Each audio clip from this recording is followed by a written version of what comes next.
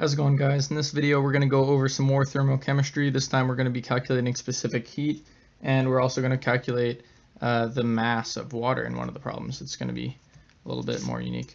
So the first problem we have here is a 130 gram sample of metal X is heated to 80 degrees Celsius, then added to 130 grams of water at 15 degrees Celsius.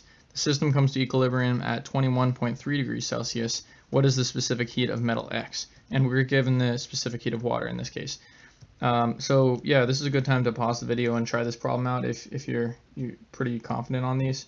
I'm just going to start going through. So the first thing that I like to think about is the fact that heat lost by the metal is heat gained by water. It's kind of like a conceptual thing, but it goes back to how heat is either being added to a system or being released into the surroundings from the system. But it's just something good to keep in mind.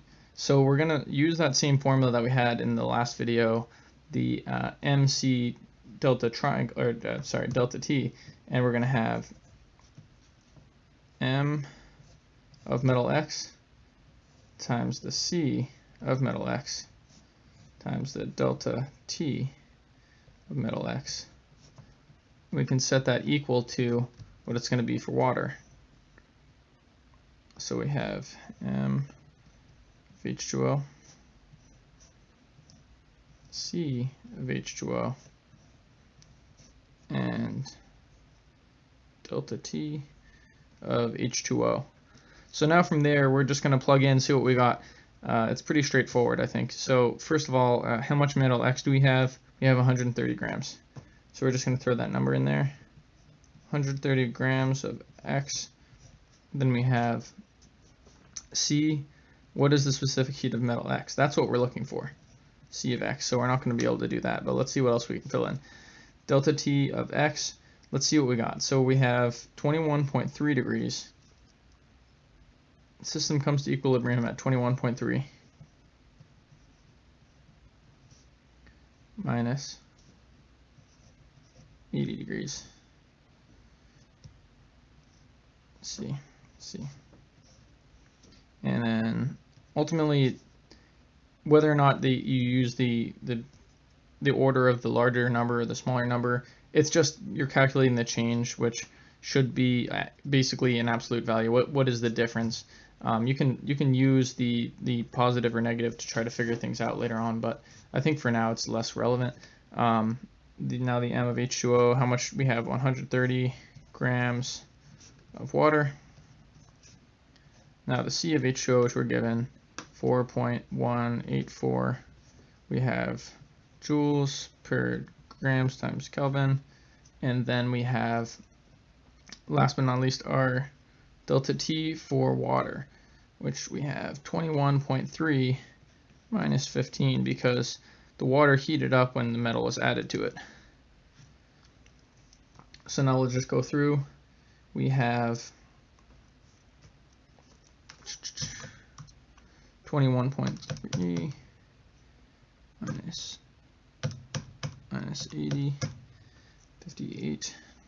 We're going to have 58.7 times 130, which is going to be 7631 times CX. And if this confuses you, you could just do like C and then write out metal or something like that. I think it's pretty straightforward, but you could choose a different variable if CX seems, obviously weird. I didn't put the units here yet, and I'm just going to show why. So we'll just go across. We have 130 times 4.184 times 20. That's okay. So we're going to end up with 340.26.696. Okay, so here we go. And let's see what we got. Over here we have the grams would cancel. Let's see what we got. Got the grams. This would be Kelvin, which have bottom. We have joules. And that means over here, theoretically, once we have this calculation, this would also be joules. So let's see. In this case, we're trying to isolate the specific heat of metal X. So we're going to have 7631 joules. Divide each side by 7,631 joules. And then we're just going to do that out. 3426.696 divided by 7631. Okay, we're going to get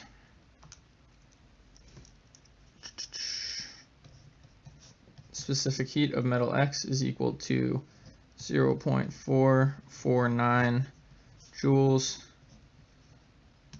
per grams times Kelvin. Not too bad, pretty straightforward problem, I think, overall. And we'll go to one that's a little bit different. This is kind of a more challenging one, I guess you could say, or it's at least a little bit different. It might throw some people off that aren't prepared for it. You know, if it comes up on an exam, you've never done it before.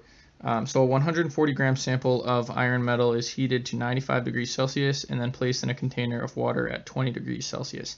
The final temperature of the water in the Fe, the iron, is 28 degrees Celsius. What is the mass of the water in the container?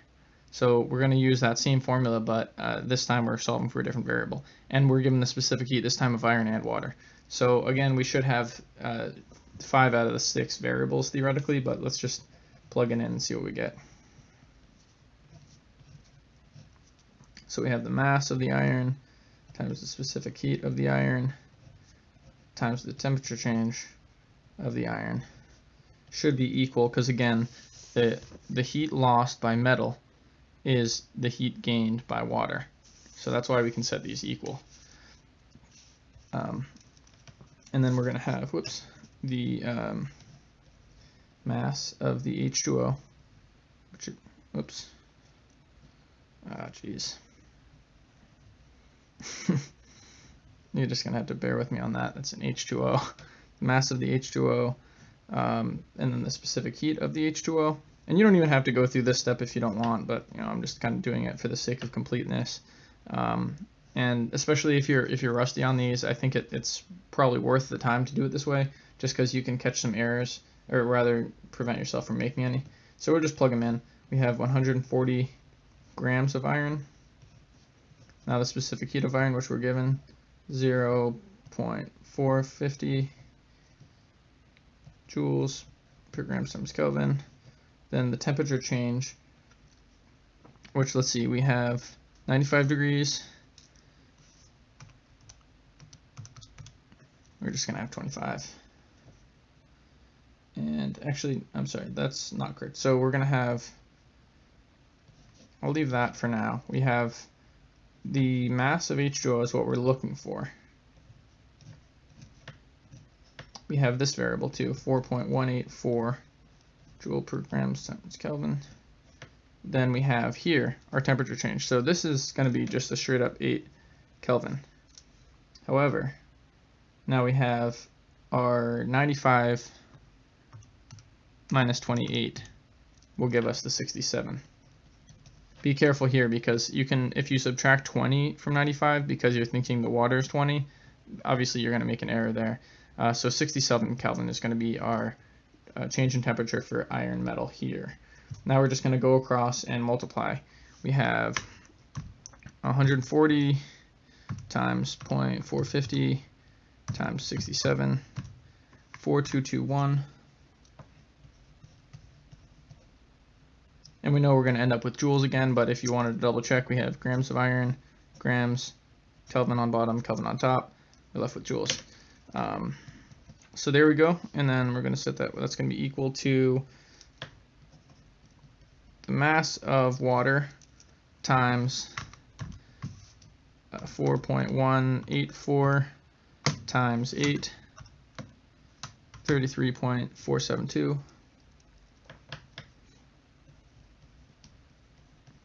And again, units aren't, technically speaking, if you don't have the grams of Fe, the grams wouldn't cancel. So, but for the sake of these types of problems, I just like to put it into joules, because you know it's going to be joules once you get this. I mean, this is still mass in grams of hydrogen peroxide, or I mean of water. So theoretically, it will still cancel out the same way, and you'll still be left with joules. We're just gonna divide both sides. 472 joules divide by 33.472 joules, and then we're gonna get our answer. So we have 422.1 divided by 33.472.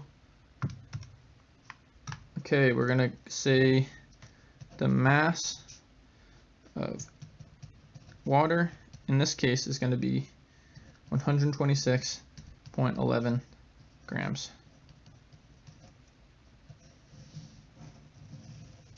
All right, cool. So that's not too bad. Just a couple quick problems here, and yeah, hopefully this helps someone.